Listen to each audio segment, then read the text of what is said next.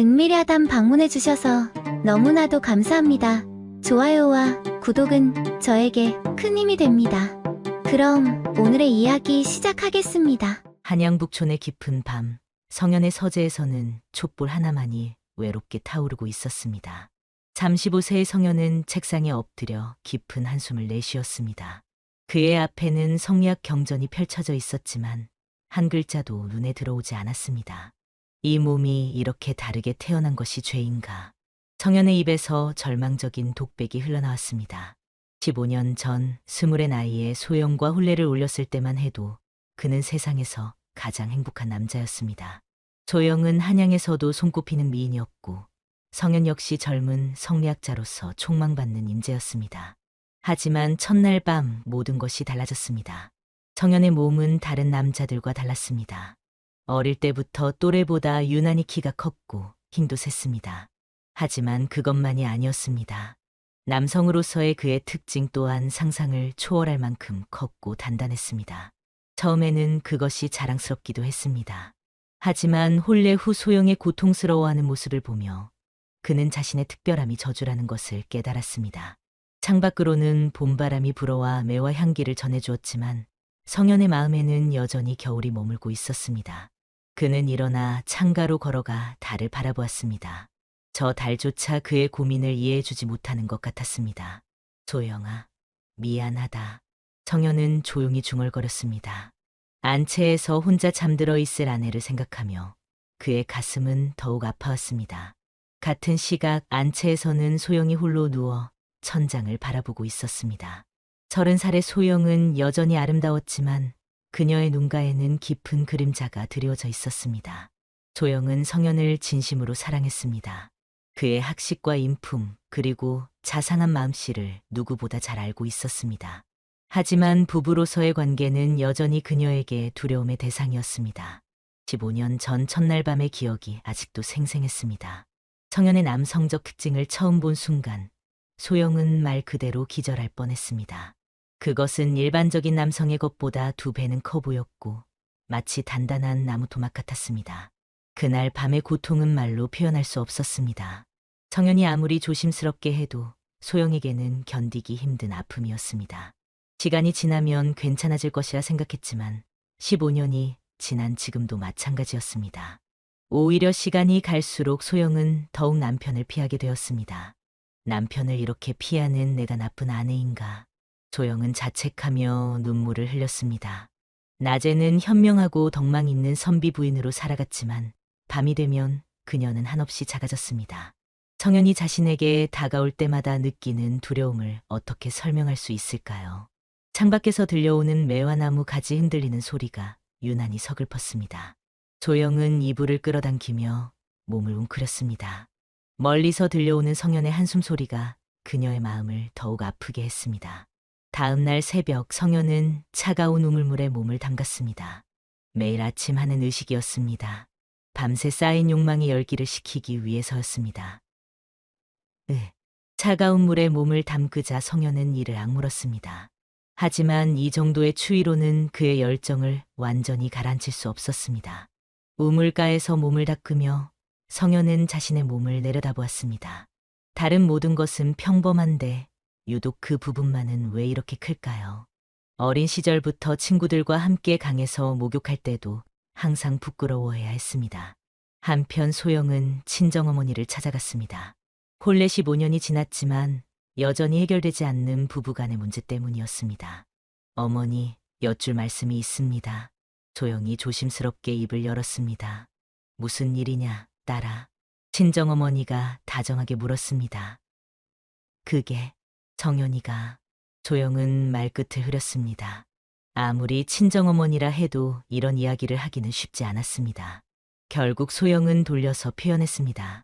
부부의 도리를 다하기가 너무 어렵습니다.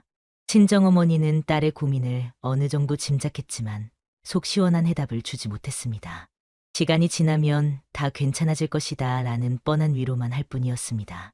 그날 밤 부부는 서로 다른 방에서 잠들었습니다. 성현은 서재에서, 소영은 안채에서 각자의 고민에 잠겨 있었습니다. 며칠 후 마을에 새로운 소문이 돌기 시작했습니다. 한양 남쪽 동네에 신비로운 과부가 나타났다는 것입니다. 그 부인이 참 신기하다고 하더군요. 마을 사람들이 수군거렸습니다. 무엇이 신기한가요? 조용히 호기심을 보였습니다. 약초며 민간요법에 해박하다고 합니다. 특히 여인들의 몸에 관한 일에는 신의에 가까운 실력을 가졌다고 하더군요. 조용의 귀가 번뜩 들렸습니다. 혹시 자신의 고민을 해결해 줄 수 있는 사람은 아닐까요? 그분 성함이 무엇인가요? 조용히 조심스럽게 물었습니다. 월향이라고 합니다. 28의 나이에 남편을 여의고 혼자 사신다고 하더군요. 그런데 그냥 과부가 아니라 뭔가 특별한 구석이 있다고들 합니다. 그날 저녁 소영은 성현에게 월향 이야기를 전했습니다. 그런 분이 계시는군요. 성현도 관심을 보였습니다. 혹시 성현님도 몸에 불편한 것이 있으시면 조용히 조심스럽게 제안했습니다. 성현의 눈빛이 흔들렸습니다. 자신의 고민을 해결해 줄 수 있는 사람이 있다면 얼마나 좋을까요? 한번 배워보는 것도 나쁘지 않겠습니다. 성현이 대답했습니다.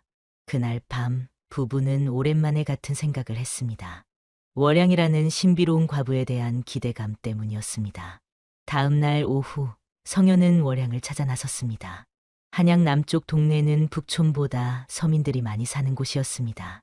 좁은 골목길을 따라 걷다 보니 작은 한옥 한 채가 눈에 들어왔습니다. 대문 앞에는 각종 약초들이 말려져 있었습니다. 은은한 약초 향기가 코를 자극했습니다. 누구신지요? 문 안에서 청한 여성의 목소리가 들려왔습니다. 정연이라고 합니다. 몸의 불편함을 상담하고 싶어서 찾아뵈었습니다. 문이 열리자 성현은 잠시 숨이 멎는 듯했습니다. 월양은 소문으로 들은 것보다 훨씬 아름다웠습니다. 28의 나이답지 않게 성숙한 아름다움을 가지고 있었고 특히 그녀의 눈빛에는 신비로운 깊이가 있었습니다. 안으로 들어오시지요. 월양이 공손히 인사했습니다. 성현이 방으로 들어서자 온갖 약초들이 정갈하게 정리되어 있는 모습이 보였습니다. 벽면에는 인체 그림이 그려진 족자가 걸려 있었고 작은 상자들에는 각종 약재들이 담겨 있었습니다. 어떤 불편함이 있으신지요? 월양이 성현을 자리에 앉히며 물었습니다. 성현은 잠시 망설였습니다. 자신의 고민을 어떻게 표현해야 할지 몰랐습니다. 그게 말하기 어려운 일입니다. 성현이 어색해했습니다. 월양은 성현의 표정을 유심히 살펴보았습니다. 그녀의 눈에는 마치 모든 것을 꿰뚫어보는 듯한 통찰력이 있었습니다. 선비님, 혹시 부부간의 일로 고민이 있으신 것은 아닌지요? 월양이 조심스럽게 물었습니다. 성현의 얼굴이 순간 붉어졌습니다. 어떻게 이 여인은 자신의 고민을 이렇게 정확히 알아맞혔을까요? 놀라셨나요? 월양이 미소를 지으며 말했습니다. 제가 보기에 선비님께서는 몸의 불균형 때문에 고민이 있으신 것 같습니다. 특히 부부간의 조화를 이루지 못해 괴로워하고 계시는 것 같고요. 성현은 입을 다물지 못했습니다. 어떻게 처음 만난 사람이 자신의 속사정을 이렇게 정확히 알 수 있을까요? 어떻게 그런 것을 아시는지요? 성현이 궁금해했습니다. 저도 비슷한 경험이 있습니다. 월양의 목소리에 그림자가 드리워졌습니다. 제 남편도 보통 남자와는 달랐습니다. 처음에는 저 역시 감당하기 어려웠지요. 성현의 눈이 커졌습니다. 세상에 자신과 같은 고민을 가진 사람이 또 있었다니. 그럼 부인께서는 어떻게? 성현이 조심스럽게 물었습니다. 시간과 지혜가 필요했습니다. 월양이 차분하게 대답했습니다. 하지만 무엇보다 중요한 것은 서로에 대한 이해와 배려였지요. 그리고 월양이 잠시 말을 멈췄습니다. 그리고요? 성현이 궁금해했습니다. 특별한 방법도 있습니다. 월양이 의미심장하게 말했습니다. 성현의 가슴이 뛰기 시작했습니다. 혹시 자신의 오랜 고민이 해결될 수 있을까요? 어떤 방법인지 알려주실 수 있나요? 성현이 간절하게 물었습니다. 월양은 잠시 생각에 잠겼습니다. 그리고는 조심스럽게 입을 열었습니다. 선비님의 고민은 혼자서는 해결할 수 없는 것 같습니다. 부인께서도 함께 노력하셔야 할 일이지요. 그날 저녁 성현이 집으로 돌아왔을 때 소영은 남편의 변화를 감지했습니다. 평소보다 표정이 밝아 보였고 걸음걸이도 가벼웠습니다. 월향 부인을 만나고 오셨나요? 조용히 물었습니다. 네, 다녀왔습니다. 성현이 대답했습니다. 어떠셨어요? 조영의 목소리에는 묘한 긴장감이 있었습니다. 참 신기한 분이더군요. 제 고민을 정확히 알아맞히시더군요. 조영의 가슴이 두근거리기 시작했습니다. 남편이 다른 여인을 만나고 온 후 이렇게 밝아진 모습을 보는 것이 처음이었습니다. 그래서 뭐라고 하시던가요? 조영이 조심스럽게 물었습니다. 부인께서도 함께 만나보시면 좋겠다고 하시더군요. 우리 부부의 문제는 함께 해결해야 한다고요. 조영은 복잡한 감정에 휩싸였습니다. 한편으로는 남편의 고민이 해결될 수 있다는 희망이 생겼지만 다른 한편으로는 묘한 불안감도 느꼈습니다. 그럼 제가 한번 배워볼까요? 조영이 말했습니다. 그러시면 좋겠습니다. 성현이 기뻐했습니다. 그날 밤 소영은 잠을 이루지 못했습니다. 내일 월양을 만나게 된다는 생각에 가슴이 두근거렸습니다.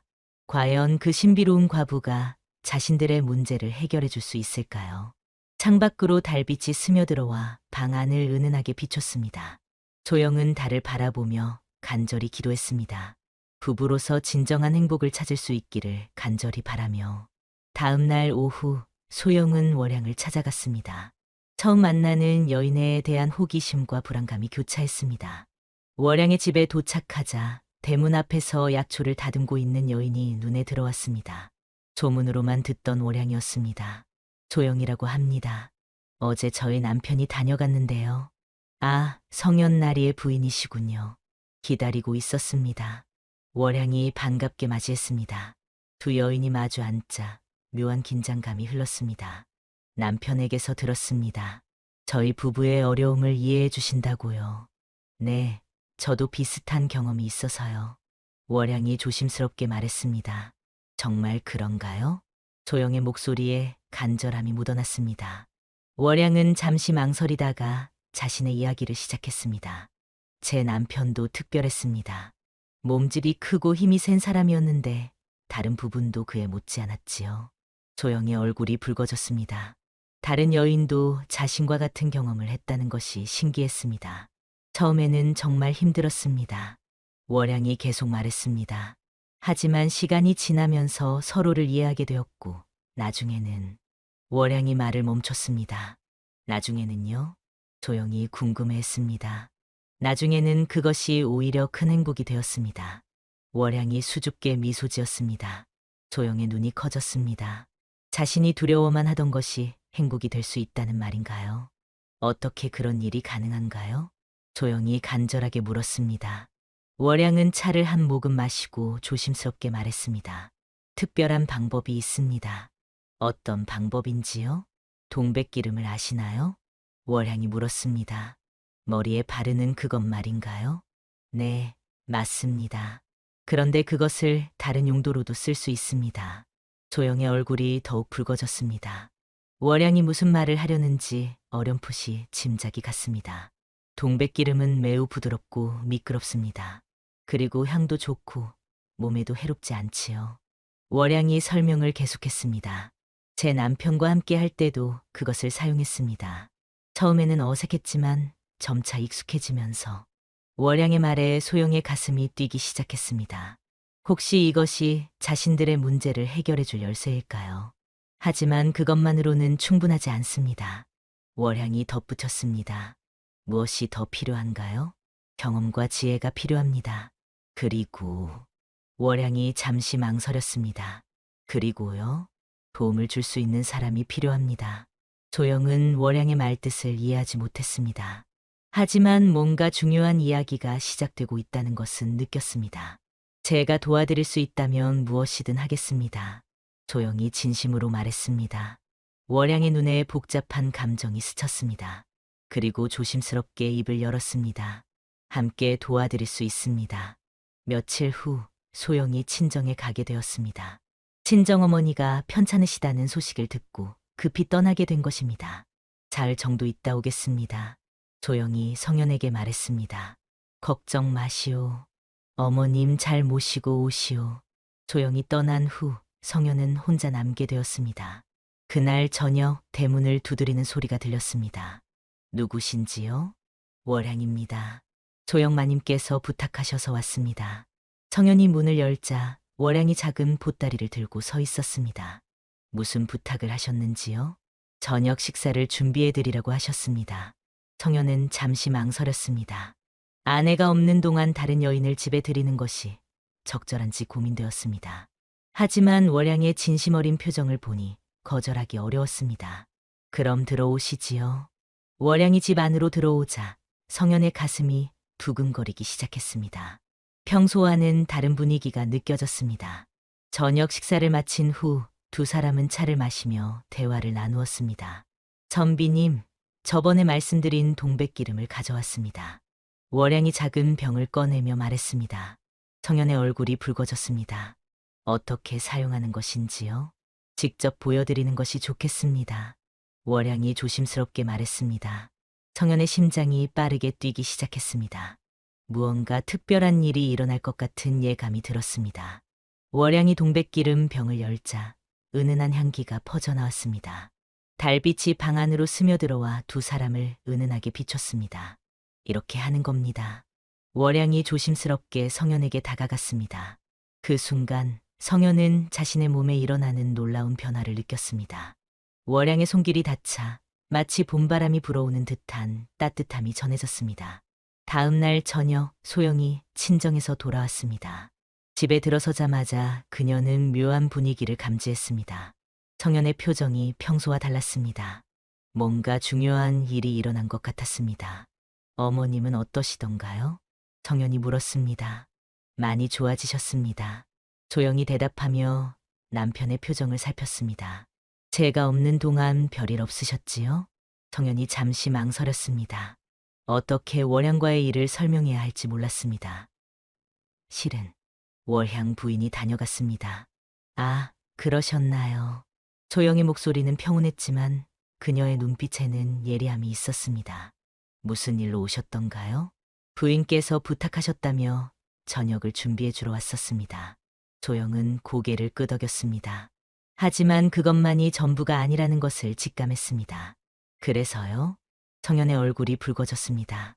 그리고 동백기름에 대해서도 가르쳐 주었습니다. 소영의 눈이 번뜩였습니다. 마침내 중요한 순간이 온 것 같았습니다. 어떠셨어요? 소영이 조심스럽게 물었습니다. 정말 놀라웠습니다. 성현이 진심으로 말했습니다. 소영은 잠시 생각에 잠겼습니다. 남편의 변화된 모습을 보니 뭔가 중요한 전환점에 와 있다는 것을 느꼈습니다. 성현님, 소영이 남편의 손을 잡았습니다. 당신이 행복하면 저도 행복합니다. 성현의 눈이 커졌습니다. 아내의 말뜻을 정확히 이해할 수 있었습니다. 소영아, 월향 부인께 정식으로 도움을 청해보시지요. 소영이 단호하게 말했습니다. 다음 날 소영은 직접 월향을 찾아갔습니다. 두 여인은 조용한 곳에 앉아 진솔한 대화를 나누었습니다. 어제 남편에게서 들었습니다. 소영이 먼저 입을 열었습니다. 월향의 얼굴이 붉어졌습니다. 자신이 한 일에 대해 후회하고 있었던 것입니다. 죄송합니다. 선을 넘은 것 같습니다. 아닙니다. 소영이 고개를 저었습니다. 오히려 감사합니다. 남편이 오랜만에 밝은 모습을 보여서요. 월향이 놀란 표정을 지었습니다. 소영의 반응이 예상과 달랐습니다. 정말 괜찮으시다는 말씀인가요? 네, 괜찮습니다. 소영이 확신에 찬 목소리로 말했습니다. 저는 남편이 행복하기를 바랍니다. 그리고 당신도 홀로 지내시기 어려우실 텐데요. 월향의 눈에 눈물이 고였습니다. 이런 이해심 깊은 여인을 만날 줄은 꿈에도 생각하지 못했습니다. 그럼 앞으로 우리 집에서 지내시면 어떨까요? 소영이 제안했습니다. 명목상으로는 제 몸종으로 하시고요. 월향은 입을 다물지 못했습니다. 이런 제안을 받을 줄은 상상도 못했습니다. 정말 그래도 괜찮으신가요? 네, 우리 모두가 행복할 수 있는 방법이라고 생각합니다. 그날부터 월향은 성현의 집에서 지내게 되었습니다. 겉으로는 소영의 몸종이었지만 실제로는 특별한 관계였습니다. 낮에는 소영과 월향이 함께 살림을 꾸렸습니다. 밤에는 때로 월향이 성현과 함께하는 시간을 가졌습니다. 처음에는 어색했지만 점차 세 사람만의 조화로운 생활 리듬이 만들어졌습니다. 몇 달이 지나면서 마을 사람들이 성현 집의 변화를 눈치채기 시작했습니다. 요즘 성현 날이 되게 새로운 하녀가 생겼던데 동네의 부인들이 수근거렸습니다. 그런데 그냥 하녀가 아니라 과부라고 하더군. 과부를 하녀로 들인다고? 소문은 점점 커져갔습니다. 일부 사람들은 성현의 집안사를 의심의 눈초리로 바라보기 시작했습니다. 성현도 이런 시선을 의식하지 않을 수 없었습니다. 학자로서의 명성에 흠이 생길까봐 걱정되었습니다. 소영아, 사람들 말이 많아지고 있소. 성현이 걱정스럽게 말했습니다. 무슨 말인가요?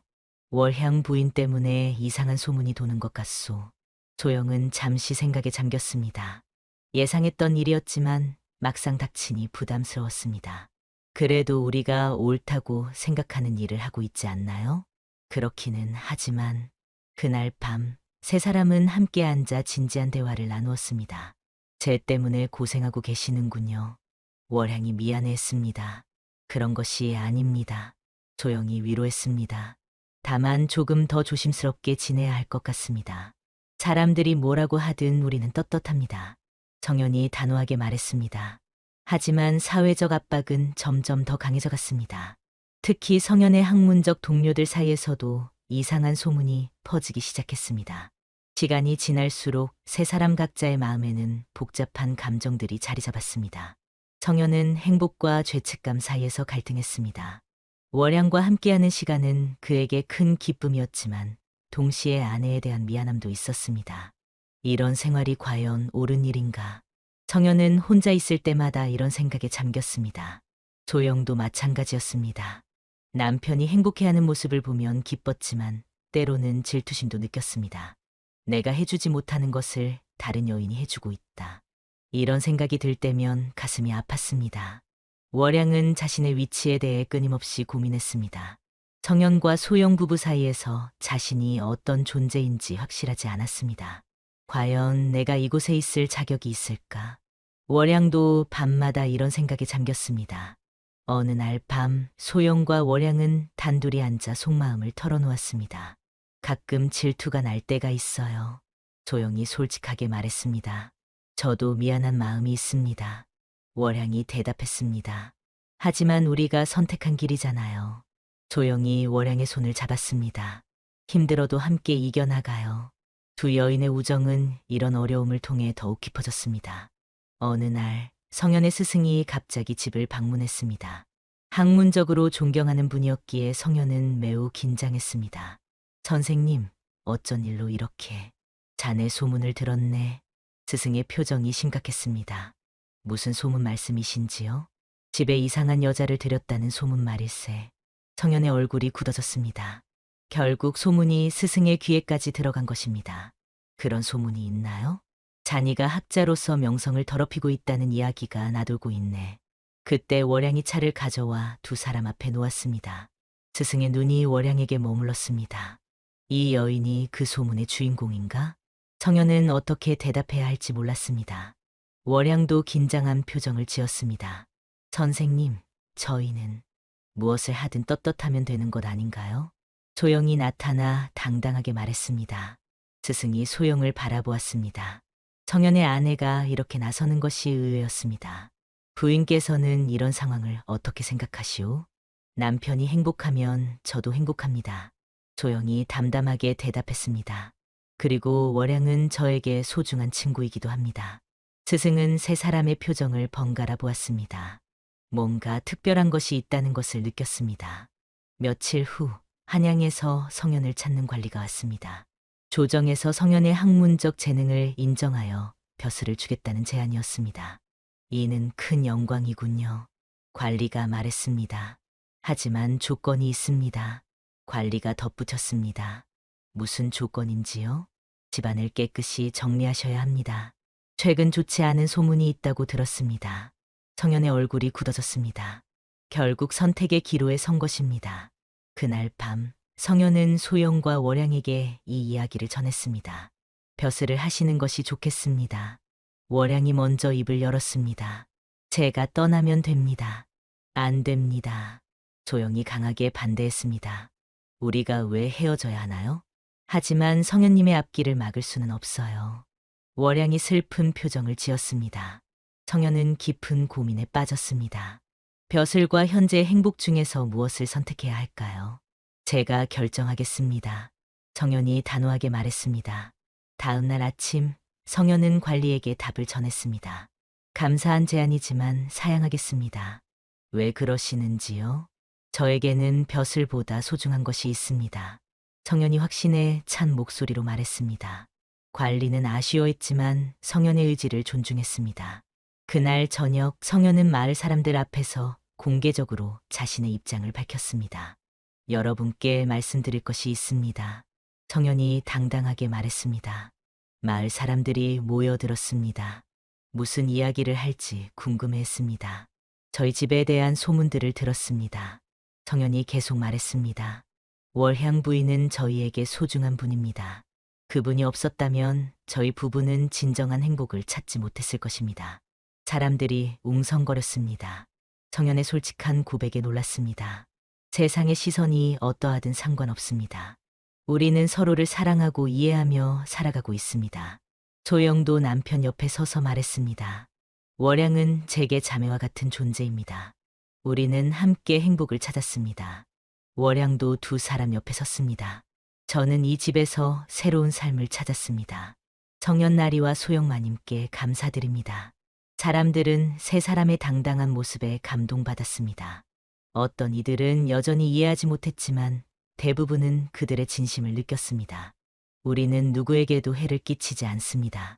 정연이 마지막으로 말했습니다. 다만 서로를 사랑하며 살아갈 뿐입니다. 그날 밤 세 사람은 함께 앉아 차를 마셨습니다. 드디어 모든 것이 해결된 기분이었습니다. 이제 정말 떳떳하게 살 수 있겠네요. 월향이 미소를 지었습니다.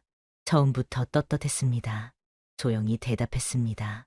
다만 이제는 숨기지 않아도 되겠지요. 정연은 두 여인을 바라보며 깊은 감사를 느꼈습니다. 여러분 덕분에 저는 진정한 행복이 무엇인지 알게 되었습니다. 그날 밤 세 사람은 각자의 자리에서 편안한 잠을 잤습니다. 오랜만에 마음의 평안을 찾은 것입니다. 월양이 가져온 동백기름의 향기가 집 안에 은은하게 퍼져 있었습니다. 그 향기는 이제 세 사람에게 행복의 상징이 되었습니다. 달빛이 창문을 통해 스며들어와 집 안을 따뜻하게 비췄습니다. 마치 하늘도 이들의 선택을 축복하는 것 같았습니다. 정연은 학자로서 새로운 깨달음을 얻었습니다. 진정한 조화란 억지로 만드는 것이 아니라 서로를 이해하고 받아들이는 데서 나온다는 것을. 조영은 아내로서 진정한 사랑이 무엇인지 깨달았습니다. 사랑은 독점이 아니라 상대방의 행복을 바라는 마음이라는 것을. 월양은 새로운 삶의 의미를 찾았습니다. 홀로 살아가는 것이 아니라 함께 행복을 나누며 사는 것이 진정한 삶이라는 것을. 한 해가 지났습니다.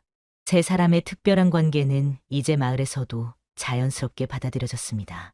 정연의 학문은 더욱 깊어졌습니다. 마음의 평안을 찾은 후 그의 사상도 더욱 성숙해졌습니다.